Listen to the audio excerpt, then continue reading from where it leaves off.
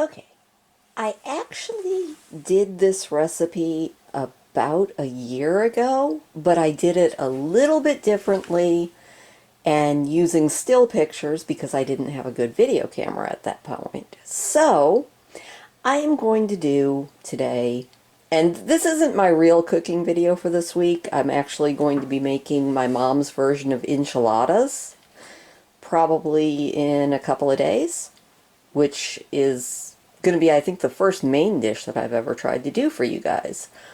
But I figured, since I was going to be making this anyway for myself, that I would just kind of share it with you. If you are into chocolate, which I am never going to deny, I'm a massive chocoholic, this is actually really good. And you can feel kind of virtuous when you make it because it's granola.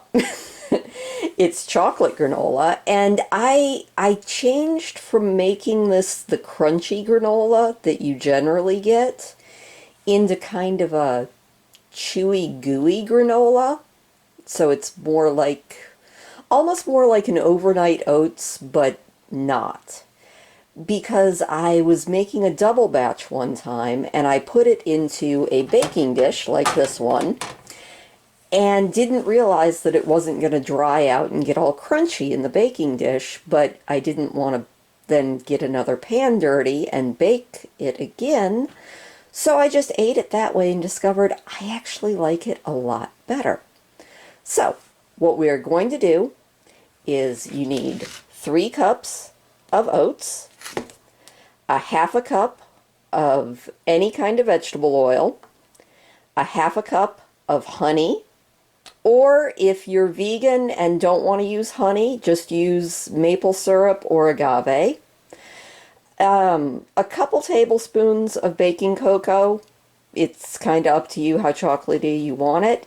And a dash of salt, because as I keep saying, salt is kind of the key. So, oh, and you'll want to preheat your oven to 300.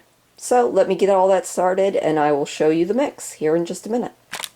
Now, you want your dry stuff in first, so you're going to want your oats, your little bit of salt, about a half a teaspoon, if that even, but you do want at least some because it gives it the sweet and the salty. And basically enough cocoa to make it nice and chocolatey, which I am probably... Alright, so we're just going to dump the honey in. By the way, sorry about the lighting on this. It's actually evening right now, so don't have all that nice natural daylight streaming in. But, like I said, this is a really good, unfortunately for me, super addictive recipe, and I've actually kind of broken myself from it here lately, but I decided that tonight I wanted it. So, I'm going to get this mixed up, and then we will put it into this pan, and then put it into the oven once it hits 300. Got it all mixed up. I'm going to move it into my pan. Now, if you want this to be a traditional granola, then you spread it onto a baking sheet in a single, kind of a thin layer, and bake it exactly the same amount of time that we're going to do this, but it'll just dry out and become a crunchy granola. Like I said, I've actually discovered that I really like it like a chewy granola. So, that's the way I do it now. But the crunchy granola is right there.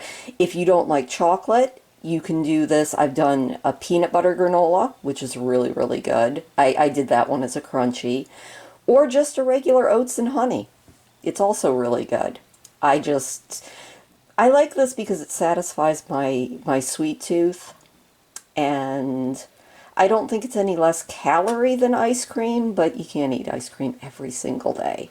So let me get this into the thing, and we will put this in the oven once it beeps at us.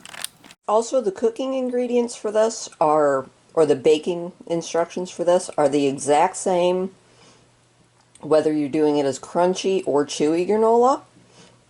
You put it in for 10 minutes.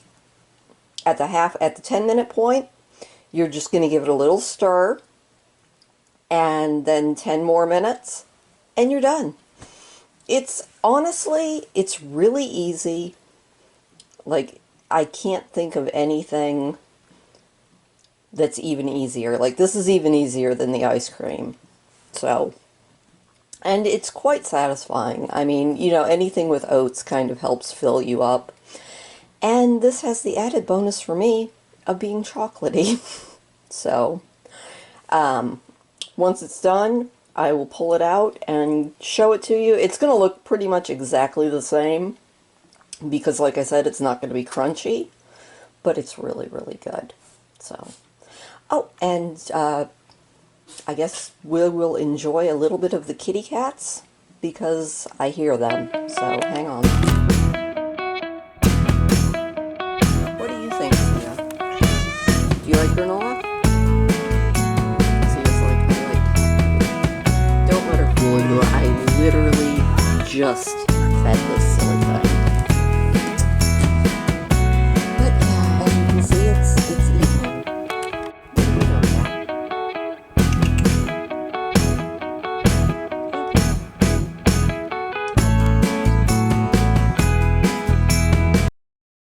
Okay, so it's all done. After the 10-minute mark, I gave it the little stir.